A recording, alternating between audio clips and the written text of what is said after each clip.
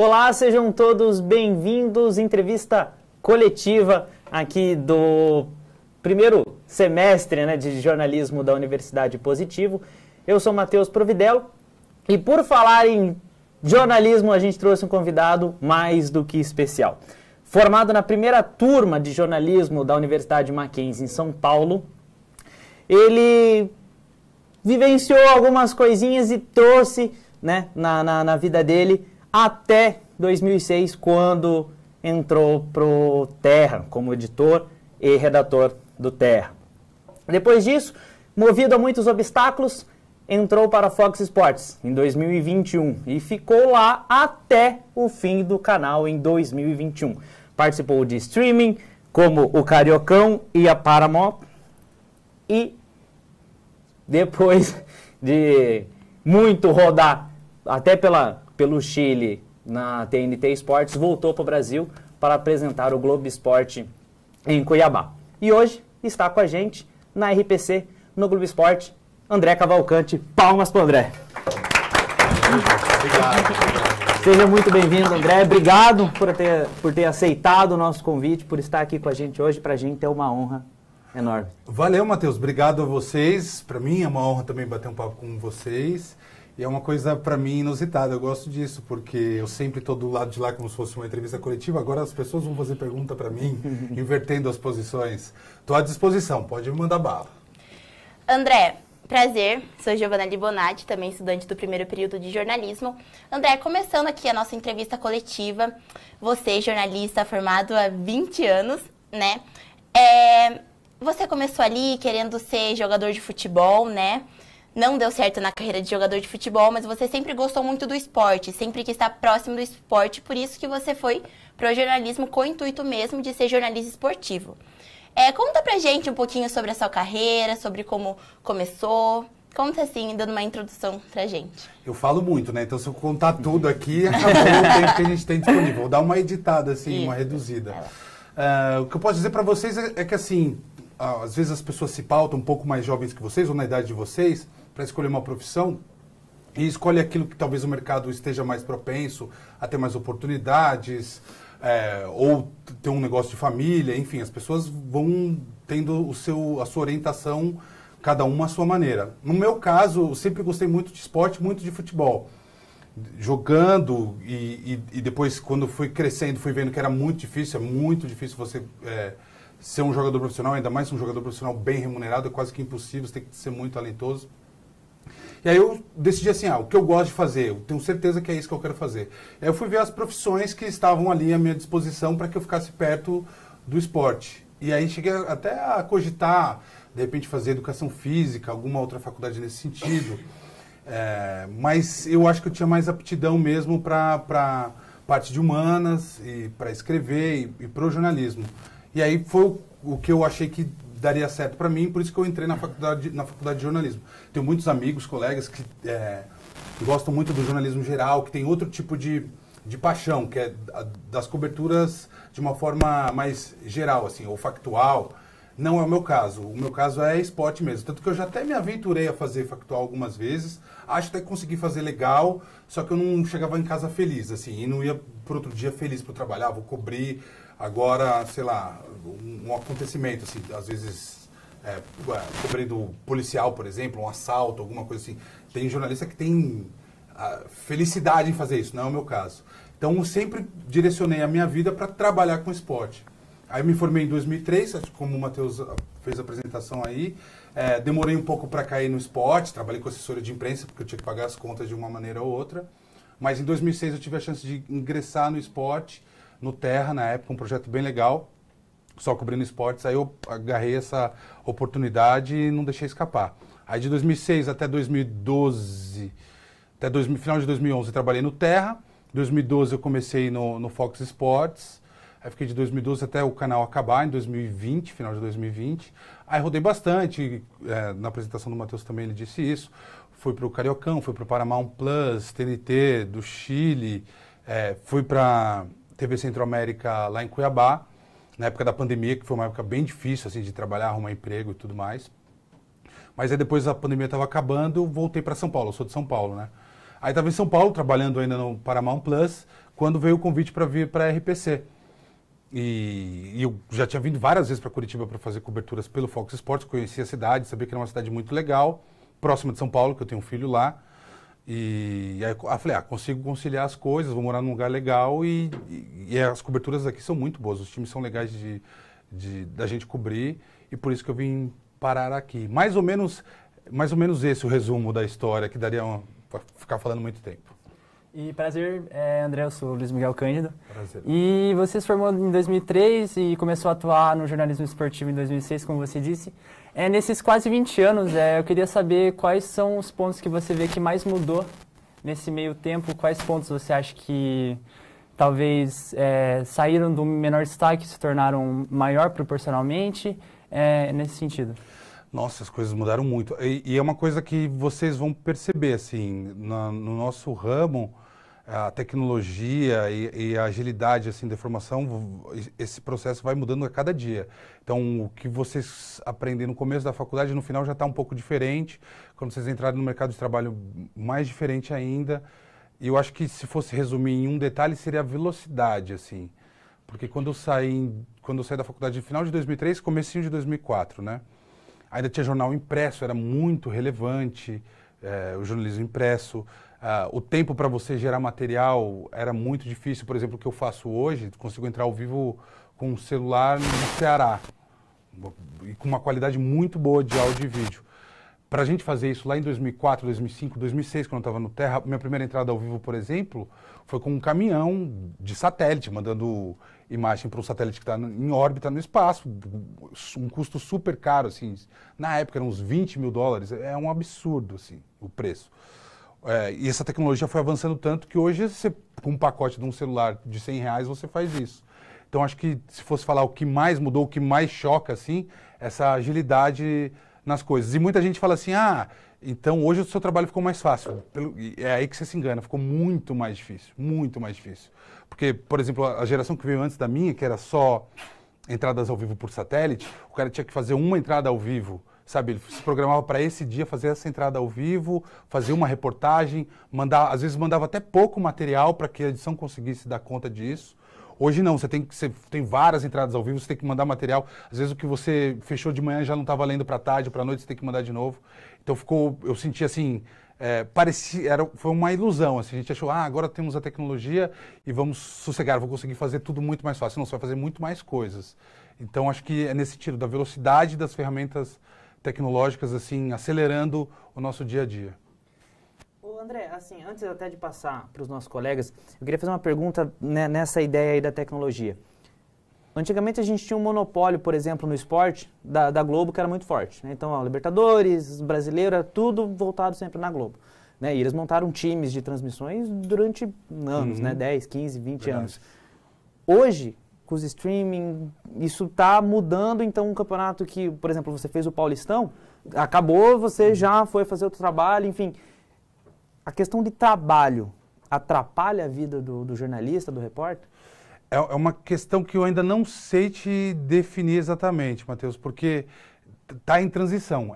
Eu acho que o estado de coisas para hoje, 2024, não vale para 2026, 2027. É um momento de transição mesmo, desse estado de monopólio quase da Globo durante décadas para um momento, um mercado em que os direitos de transmissão, né, os direitos dos campeonatos estão mais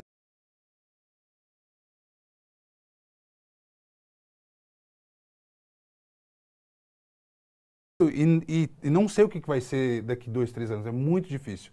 Eu vou te dizer que assim, tem mais oportunidade de trabalho, acho que isso acaba sendo bom você descentralizar, sair da Globo, porque acho que são mais vagas, mais empresas, mais oportunidades para todo mundo. Só que ao mesmo tempo eu não vejo com a mesma solidez que tinha a Globo. Tipo, o seu trabalho talvez não seja CLT, ou talvez você ganhe menos, ou talvez você seja freela durante um tempo. E aí vai do jeito que você vai orquestrando tudo isso. As pessoas que estão mais adaptadas a esse novo mercado, que eu vejo assim que estão bem assim, são pessoas que fazem freelas, assim, são freelas mesmo, a gente pode chamar dessa forma. É um freela fixo, mas trabalha para um site e tal, com uma coluna semanal, trabalha para um streaming fazendo transmissão do Paramount, por exemplo, de alguns jogos. E ele vai fazendo meio que uma carteira de vários trabalhos para preencher um salário legal e viver bem. Entendeu? Então é uma coisa que é um momento bem cinzento que eu não consigo te definir. Eu acho que no final das contas pode ser uma coisa boa. Acho que as oportunidades podem se consolidar e esse mercado pode se cristalizar, assim, mas eu não consigo te dizer agora exatamente se isso vai ser bom ou ruim. É o que é, não vai ter volta. Assim, eu não vejo mais uma empresa só tendo todos os direitos de todos os campeonatos. Acho que é nesse modelo, mas assim, o que vai ser daqui 2, 3 anos é muito difícil você saber precisar. E agora nós vamos dar início à rodada de perguntas e iniciaremos ela com o Thiago Lira. Com você, Thiago. Tudo bom, André? Fala, Thiago.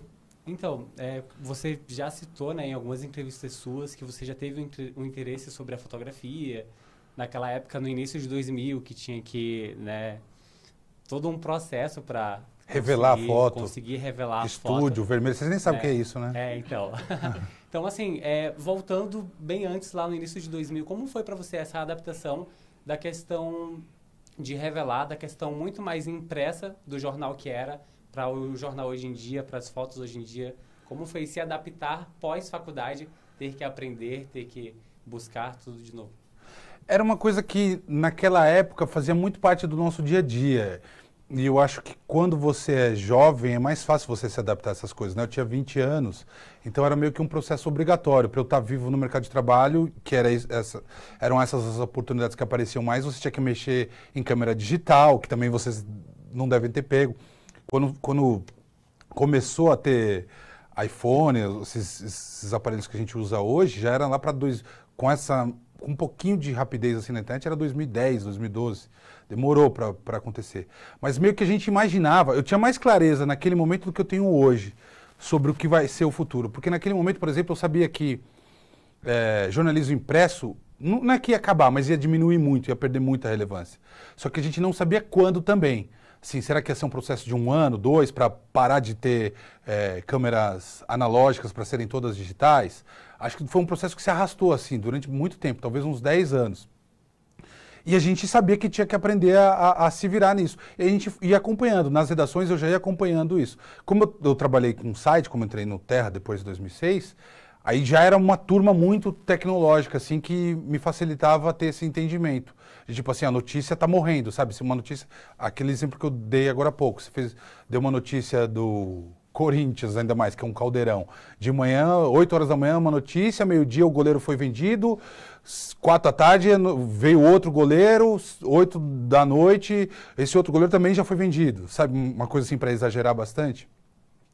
E eu acho que quem ficou mais focado só no jornalismo impresso, talvez tenha tido mais dificuldades de adaptação nesse momento. Deve ter sofrido um pouquinho mais para acompanhar o ritmo da história.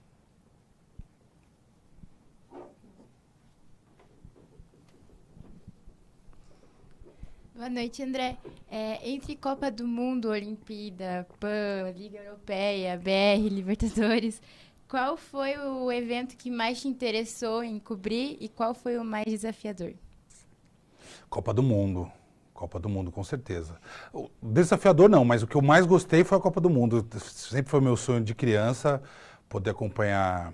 Como eu falei, o futebol é minha modalidade assim, preferida, meu esporte preferido. E a Copa do Mundo, queira ou não, é o suprassumo de quem gosta de futebol. Então, os melhores do mundo. E é uma energia muito diferente. Acho que quem torce para futebol, lembra de um período de Copa do Mundo, você sente que é diferente, o coração bate mais forte para a torcida. E você estando nos estádios... Aqui no Brasil foi muito legal também. Eu tive em 2, assim, cobrindo com direito de transmissão, no Brasil e na Rússia. Nas 2 ocasiões, assim, você indo no estádio, você sente uma coisa muito diferente. Uma adrenalina muito forte, você está vendo ali um jogo acontecer e você tem certeza que a história está acontecendo diante dos seus olhos. Então, assim, para mim, Copa do Mundo seria o principal, assim, mas disparado. Para mim seria o suprassumo, o néctar das coberturas que eu já fiz. Agora, desafio para mim é um sinônimo meio de roubada, né? De trabalho. As pessoas gostam de falar, esse é o desafio. Quer dizer, você está lascado. Desafio, você tem que entregar um trabalho para amanhã, que é difícil pra caramba. o desafio que eu tive, assim, de dificuldade, alguns, eu cobri muito Libertadores, né, pelo Fox Sports. E viajei para muitos países da América do Sul sozinho, assim, tendo que trabalhar com equipe local, as pessoas não sem entender português.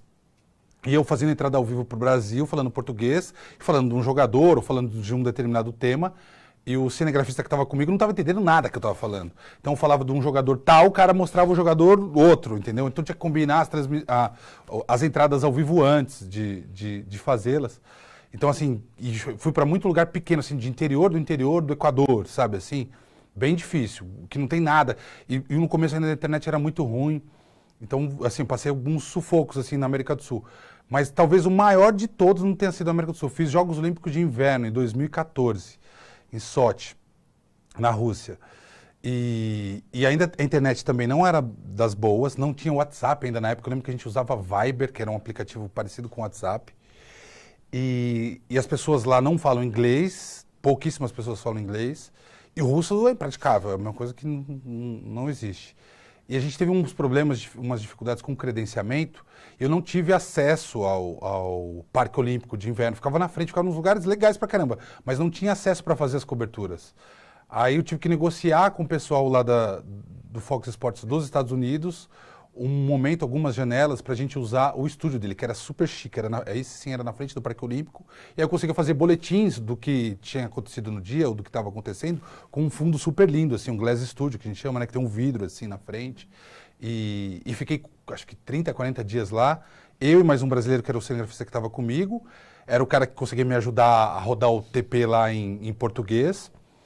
E convivendo com os russos malucos e com o pessoal do Fox Sports dos Estados Unidos. Acho que essa manobra que eu fiz, assim, por causa do credenciamento e de ter que me adaptar a essas agendas do estúdio, que era da Fox Sports americana, acho que foi talvez o maior desafio, a maior dificuldade, né?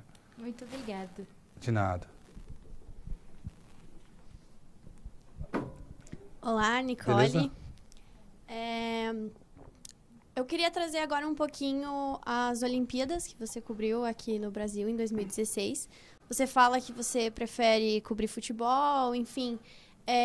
A Olimpíada, ela envolve várias modalidades, né? Para você, qual foi a maior dificuldade de cobrir as Olimpíadas? Acho que é um pouco disso também, o fato da gente aqui no Brasil ter essa cultura mais do futebol e saber se adaptar a cobrir outros esportes, e que é fascinante também. E eu, obviamente, não tenho nada contra quem gosta de todos os outros esportes. Eu gosto, inclusive, de acompanhar. Só não tenho a mesma paixão, sabe? Assim, se tivesse que escolher. E para mim, obviamente, que foi muito legal fazer os Jogos Olímpicos no Rio. Cobri muito vôlei de praia, boxe, que mais? Cobri o futebol, estava na final no Maracanã também. Mas acho que a dificuldade era essa, porque, queira ou não, o futebol meio que sai naturalmente. Você está muito por dentro, você é um insider ali, você sabe o que está acontecendo, você tem um conhecimento grande, acaba tendo um conhecimento grande. E nas outras modalidades acabava sendo um conhecimento superficial, sabe assim? O Bolt é o cara do atletismo, o Phelps é o cara da natação. Mas aí, quem de brasileiro pode ir bem, por exemplo, nisso? O que interessa, foi um tempo bom ou não foi? Tentar antecipar alguma coisa para quem está assistindo, assim, ó, tal evento vai acontecer, tal horário, vai ser legal. E aí era meio que uma lição de casa, ter que estudar um pouquinho mais e sair da zona de conforto. Acho que era essa a dificuldade. Mas a adrenalina que eu citei, por exemplo, de Copa do Mundo, também dava para sentir no Rio. Era muito legal e era muito gostoso estar ali. Só coloco numa prateleira um pouquinho abaixo da Copa do Mundo.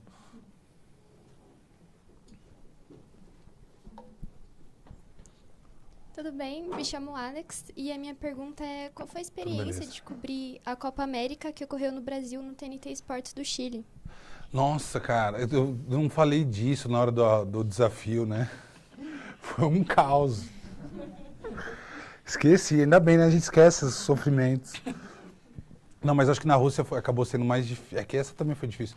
O problema foi o seguinte, essa Copa América não era para ter, na verdade, né? Vamos combinar. Já tinha tido 2019, inventaram uma outra Copa América no meio da pandemia. Nada a ver essa Copa América. E aí os estádios estavam fechados, assim, não podia ter acesso. A pandemia tinha voltado, acho que era 2021. Acho que era isso. Não, comecei em 2000... Era isso mesmo, 2021. Meio de 2021. Acho que era junho de 2021. É isso aí. E aí eu tava nessa de saindo de um trabalho, começando o outro, como eu estava explicando para vocês exatamente agora.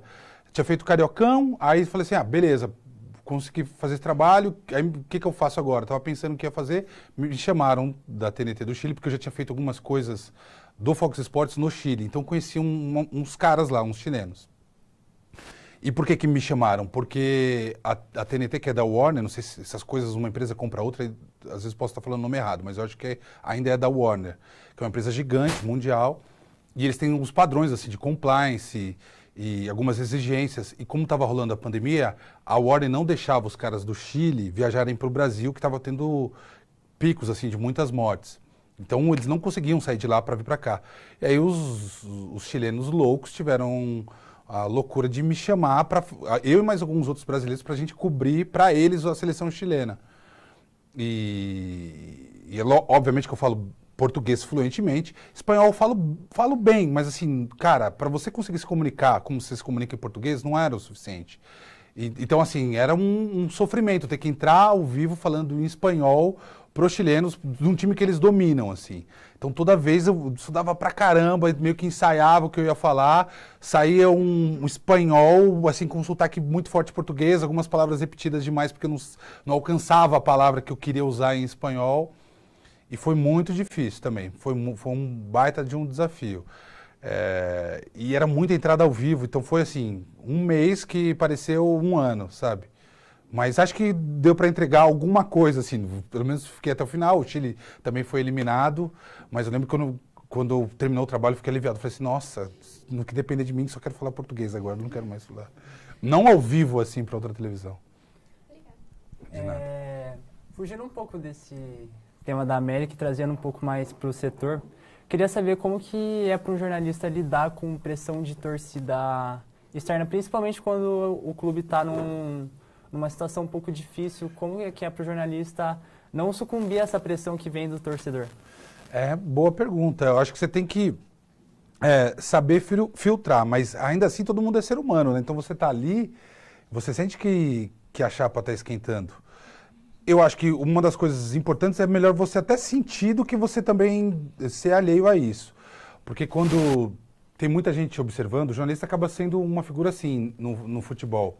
Como você está numa posição no campo, na transmissão, as pessoas te olham e querem saber.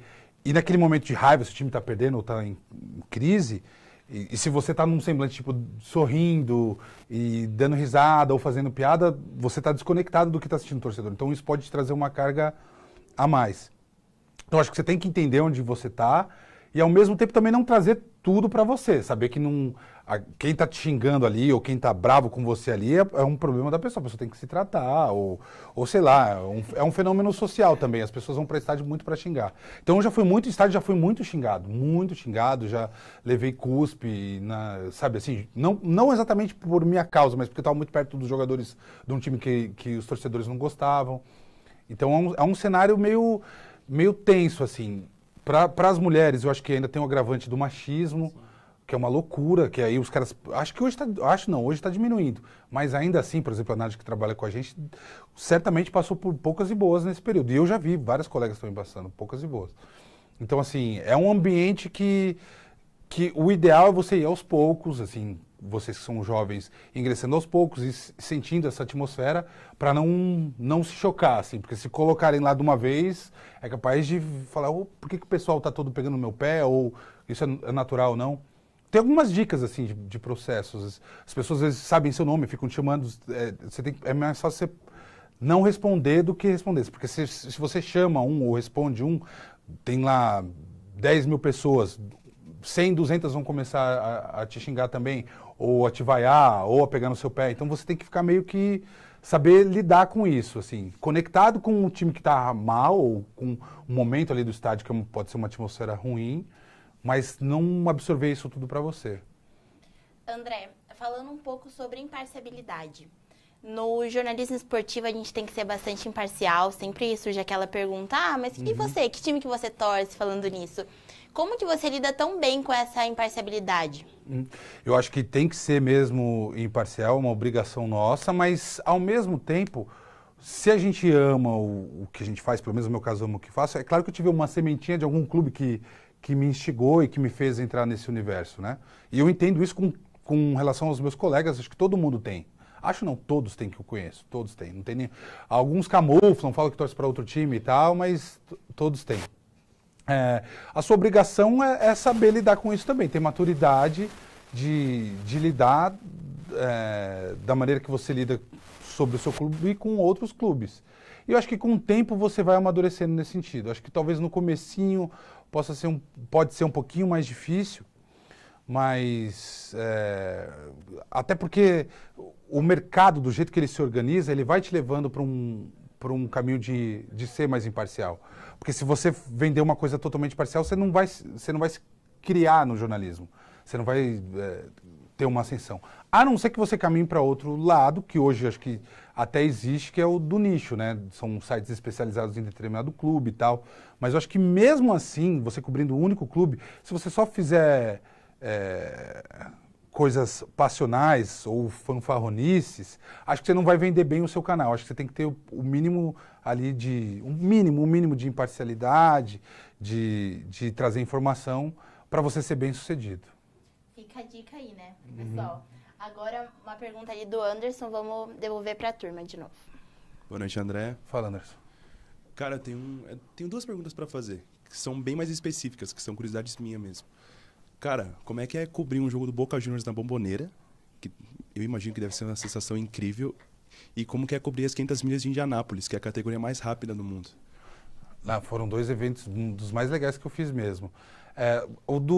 Da Bombonera, eu tive mais oportunidade de experimentar situações parecidas, porque como no Fox Sports tinha direito de Libertadores, então fiz em muitos outros estádios parecidos. Mas a Bombonera acho que é a atmosfera mais hostil assim, para o adversário. Porque fica muito perto do campo e é muito alto, assim, os estádios... Por exemplo, a Arena da Baixada também é alta, mas esse é um puxadão, assim, para cima.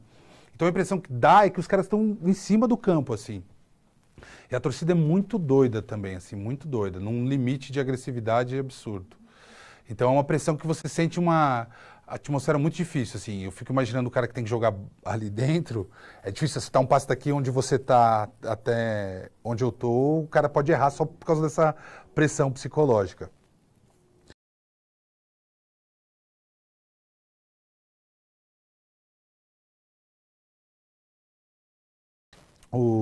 Do Rosário, o Rosário Central, que chama Gigante de Arroito, também é bastante pressão. Do Racing já fiz lá também, é mais ou menos assim. Do Independiente, que chama Libertadores da América, também é bem complicado. Só que se eu fosse colocar não é só o marketing não é só aquela coisa clichê, acho que seria a Bombonera, acho que é a pressão mais absurda. E sobre as 500 milhas de Indianápolis, eu tive algumas coberturas de corridas, né? Algumas provas de automobilismo. É muito legal o evento. Assim, a corrida em si é o bolo, né? A cereja do bolo, que é num domingo, né? Sempre em maio.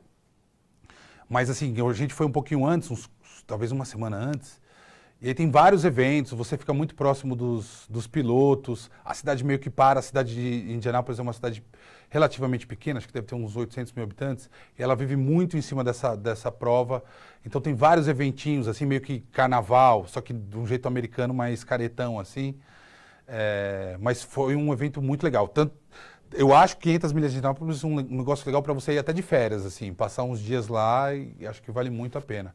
Só que aí é um universo bem diferente, né? A gente tá falando de uma pressão absurda no futebol, esse não, é um evento mais calmo, turístico, e é absurdo, assim, a velocidade dos carros também, porque é uma prova muito rápida, a média é superior a 300 km por hora, então, e é absurda, 420 km por hora? Deve ser 300 milhas por hora, por isso que eu estou falando que dá mais ou menos isso, quase 300 milhas por hora. E é muito tempo de evento, né? E é legal também, culturalmente, é uma coisa muito americana, cara, porque oval, o circuito, você já foi para essas provas?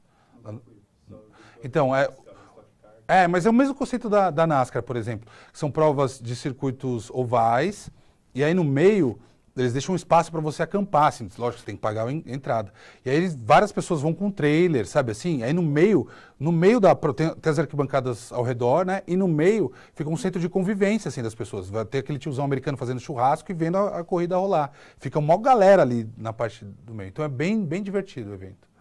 Obrigadão. Valeu. Bom, André, até no assunto da Libertadores, o perrengue que é alguns estádios, países sul-americanos, teve alguma história assim que você ficou com medo? Falar, cara, que vai dar ruim. Ou não chegou a viver? Já, é que eu fico pensando como é que eu posso filtrar aqui, sabe assim? Já aconteceu. Uma vez, acho que é a vez mais clássica, assim, de falar para vocês. Teve uma vez que a nossa logística lá não funcionou direito e tinha um jogo da Ponte Preta que era numa terça-feira à noite, tipo 8 horas da noite.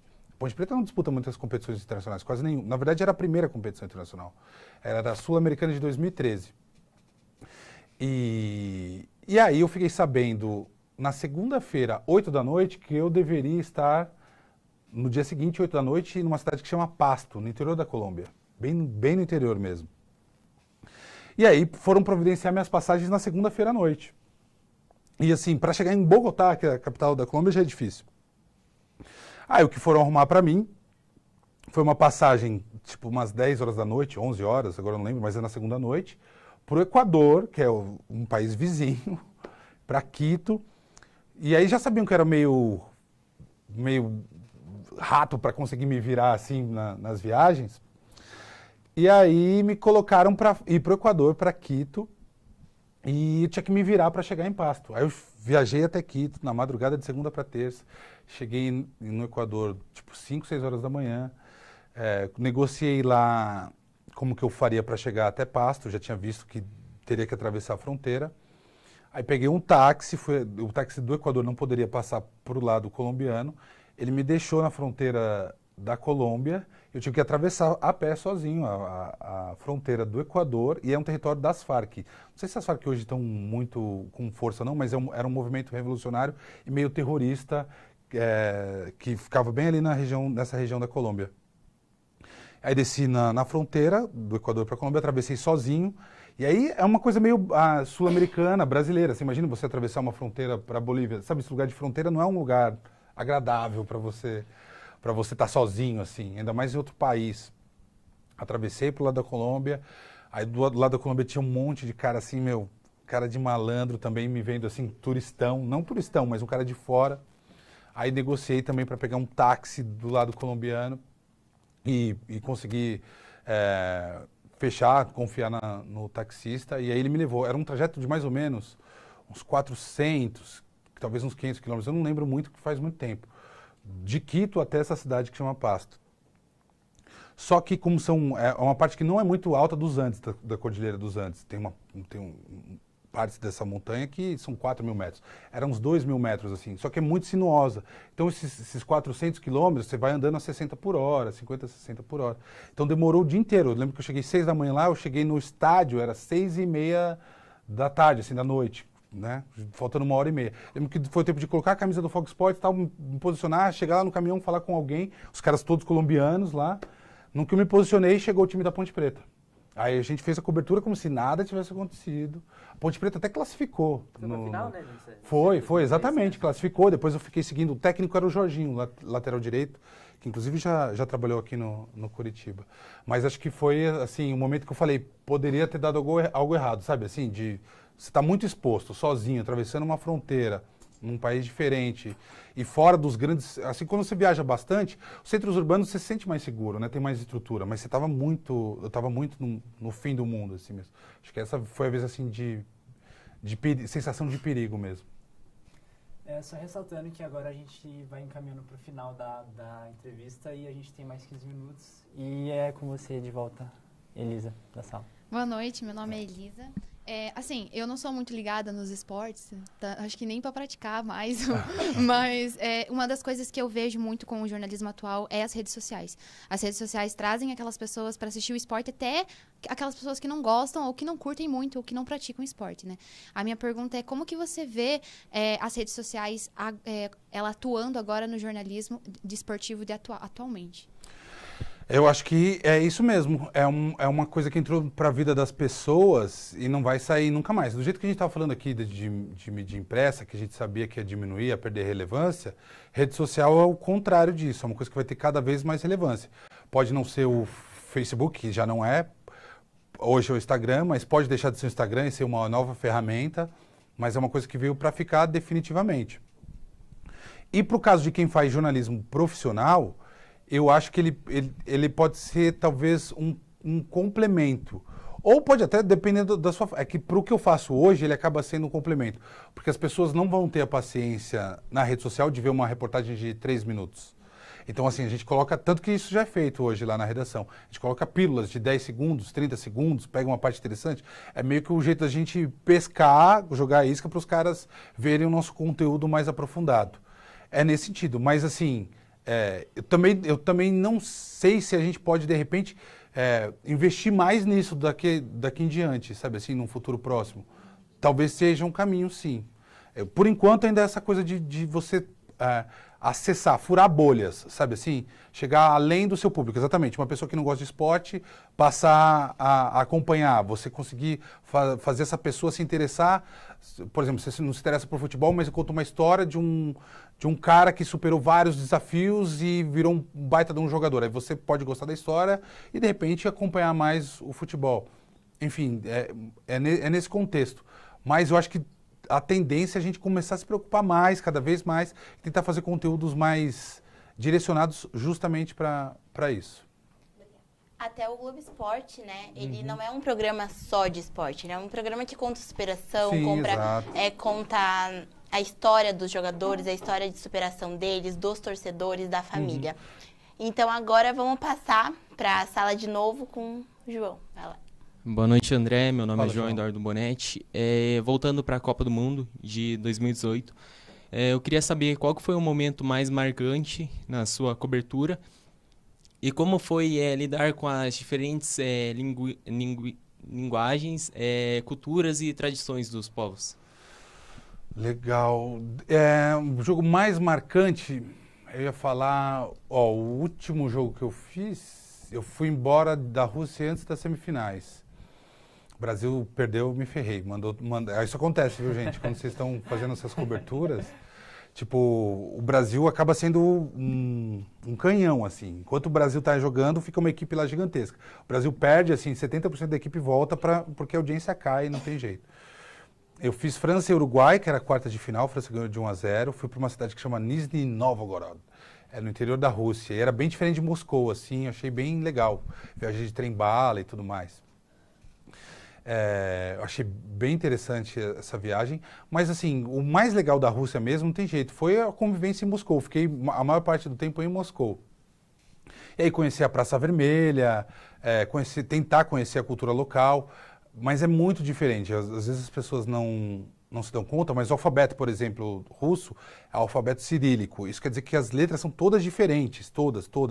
Então, é meio desesperador, que você está vendo uma televisão em russo, aparece o GC lá, onde aparecem os créditos, você bate o olho ali para tentar entender alguma coisa, você não vai entender nada, porque está em cirílico. E apesar dos russos não serem tão diferentes fisicamente da gente, apesar de serem a maioria brancos, né, caucasianos, mas a cultura é como se fosse uma cultura japonesa, uma cultura chinesa, sabe aquela cultura que é totalmente oposta da sua? Então tinha esse choque. Mas ao mesmo tempo que era um grande evento, e acho que lá internamente eles devem ter feito bastante esse trabalho, eles estavam mais receptivos aos estrangeiros. E brasileiro, apesar dos últimos anos terem contribuído contra isso, mas o brasileiro, ele ainda tem um marketing muito positivo no mundo inteiro, entendeu? Então o fato de você ser brasileiro, as pessoas te recebem bem, as pessoas gostam muito do nosso país, muito mesmo. Então vai abrindo portas. Então mesmo que a pessoa não fale inglês, ela vai tentar te ajudar, vai tentar se comunicar e você vai se sentir bem quisto. Acho que era bem diferente dos meus colegas americanos que estavam na Rússia. Aí já é outra história, os caras não se dão bem e tal. Mas o brasileiro tem quase que livre acesso em qualquer país do mundo. E em 2018 especificamente, diferentemente de 2014, que eu fui para a sorte lá nos Jogos de Inverno, 2018 a tecnologia já estava melhor. Então várias vezes a gente usava o Google Translator para falar com alguma pessoa que falasse só russo. A internet falhava, evidentemente, mas assim, já tinha um caminho assim para se comunicar. Então não me sentia assim na roubada ou desbravando coisas demais, porque já tinha essa tecnologia nos ajudando. Mas foi uma experiência, assim, inesquecível E acho que talvez tenha sido a melhor viagem assim, que eu fiz, de cobertura e de convivência e de conhecer outro país. Acho que deve ter sido mesmo a Copa de 2018. Obrigado. Nada. Oi, boa noite. Meu nome é Carolina Fayad e noite. eu queria te perguntar como acompanhar o desenvolvimento das tecnologias hoje, onde o jornalista precisa ser multifunções e se manter atualizado, ainda mais no esporte, que é alguma coisa que vai se desenvolvendo muito. Hoje existem aquelas mesas tecnológicas, digitais, que se utilizam em televisão, e trabalhar com isso no jornal do dia a dia esportivo, como que funciona e como que você se mantém atualizado? Eu acho que deve ser talvez mais difícil para quem é mais autônomo, freelancer. Se eu tivesse continuado na minha caminhada, por exemplo, de freela, né, que eu fazia os trabalhos aqui e ali, acho que eu ia ter que estar mais engajado nessas coisas por vontade própria. Como eu estou trabalhando num veículo já estabelecido, meio que as tecnologias já são colocadas para mim, assim, já tenho que saber. Não vou nem atrás, as coisas chegam para mim. Por exemplo, eu fiz uma viagem agora, às vezes eu me perco na linha do tempo, mas foi fim de semana retrasado. Não sei se esse fim de semana passado, o anterior, eu fui para Fortaleza, na sexta. Aí fiz o jogo do Coritiba com o Ceará, lá no Castelão. Sábado fiz entradas ao vivo. Domingo fiz o jogo do Atlético com Fortaleza. E eu fui sem ninguém. Eu já viajei várias vezes sem ninguém, já tinha viajado nesse modelo. Só que eu viajei com o equipamento da empresa. É um celular que tem uns aplicativos que você consegue se conectar diretamente com o switcher, que é a sala de controle da televisão. E aí você consegue entrar ao vivo por lá, mandar materiais por lá. Também me deram equipamento de microfone, de tripé. E aí eu praticamente fiz toda a cobertura eu comigo mesmo, entendeu? Então, assim, eu acho fundamental você acompanhar as novas tecnologias, mas de um jeito ou de outro, se você trabalha com isso, as tecnologias vão chegando até você, mesmo que você não queira. Obrigada. De nada. Boa noite, André, tudo bem? Meu nome é Stephanie. Boa noite. Eu acredito que a minha pergunta seja um pouquinho mais complexa. A gente viu que você andou por bastante lugar, cobriu muitas coisas, e eu queria saber que, para você, quem é André Cavalcante fora do jornalismo e qual a importância para ele, sem o jornalismo, qual a importância do jornalismo esportivo nos dias de hoje? Boa pergunta, é muito difícil mesmo. Eu acho que assim, por mais que seja uma parte muito importante da minha vida, a parte profissional, ser jornalista, eu acho interessante você conseguir se desvincular, sabe assim? Você tem que ter momentos só seus, cultivar outras coisas fora da sua profissão. Eu acho muito difícil, por tudo que eu vivi, por tudo que eu vi de outras pessoas, você dizer que você é aquilo que você faz, sabe assim? Eu sou o repórter do Fox Sports, eu sou isso. E você vestir essa persona 24 horas por dia. Acho que isso faz muito mal para a sua saúde mental, acho que isso lá na frente vai te trazer muitos prejuízos. Se eu fosse dar uma dica para vocês, seria essa também, assim. Por mais que vocês gostem muito da profissão de vocês, como é o meu caso, eu gosto muito do que eu faço, eu não gostaria de ser assim, sou o cara, não vou vestir essa persona a todo momento. Sou um cara que gosta, por exemplo, de acompanhar futebol como torcedor. Já vi meu time ser campeão dentro do estádio trabalhando e já vi meu time ser campeão só assistindo e me diverti mais assistindo pela televisão, por exemplo. E para mim foi mais marcante, assim. Então, acho que basicamente é isso, assim. Eu acho que a gente tem que cultivar os nossos momentos com os nossos amigos também, por mais que a gente ame aquilo que a gente faça. E a função do jornalista, como eu vejo o jornalismo esportivo, mesmo se eu não fosse jornalista, eu acho que é uma coisa, acho que a vida é muito dura, né, cara? Assim, para vocês, acho que ainda na faculdade, como eu tô tentando lembrar aqui da minha época, né? Era uma fase muito legal, muito gostosa, muito divertida, mas com o passar dos anos vocês vão sentindo um peso, assim, dos problemas, dos trabalhos, das dificuldades. Ao longo do caminho tem gente que adoece, ao longo do caminho tem gente que morre. Então você vai sentindo esse peso, que talvez não exista para vocês hoje, ou que seja muito leve para vocês hoje. Então acho que o jornalismo esportivo está mais ou menos nisso. Tanto que a Giovana até falou que a gente tem essa preocupação de trazer elementos diferentes, outras histórias, que é nesse sentido, de trazer para a pessoa assim, como que o cara fez para se superar, para conseguir cumprir uma prova tal, para inspirar a vida dessa pessoa. Tenta trazer também um pouco de entretenimento, assim, porque se você pegar o noticiário, é muito pesado, né, o noticiário do jornalismo geral. Então, acho que é nesse contexto. Tem algumas frases, assim, repetidas, né, por exemplo, que o futebol é a coisa mais importante dentre as menos importantes. Mas é mais ou menos isso mesmo, tipo, é uma coisa que acho que, assim, a vida ficaria muito mais pesada se não existisse. É nesse contexto que a gente trabalha, que eu trabalho, e eu acho que isso não tem que ser julgado como uma coisa menor ou menos relevante. Acho que cada um no seu quadrado acaba compondo dando a sua contribuição para a sociedade de uma forma geral. Tanto o jornalismo factual, pesado, do dia a dia, quanto a gente nas coberturas esportivas. Mas difícil responder a sua pergunta. Espero ter dado pelo menos alguma contextualização aí. Sim, muito obrigada. De nada. Bom, então é isso. Pelo horário, né, a gente vai ter que encerrar. A conversa tá boa, poderíamos ficar mais 2 horas aqui. Mas, mais uma vez, agradecer, André, a sua participação, por ter aceitado o convite, por estar aqui com a gente, né, por dar uma palavra de alguém que já viveu tanto, né, pra gente que não tá só no comecinho. Muito obrigado. Valeu, eu que agradeço. Boa sorte a todos vocês. Obrigado. E só chamar que eu apareço aí, tá bom? É isso aí, muito obrigado. Muito obrigada. Valeu. Obrigado, gente. Então, dá um likezinho aí pra ajudar no nosso vídeo, né, com o André. Se inscreva no canal. E é isso, gente. A gente vai ficando por aqui. Um beijo. Obrigado pelo carinho de todos. Abraço. Tchau. Tchau. Tchau.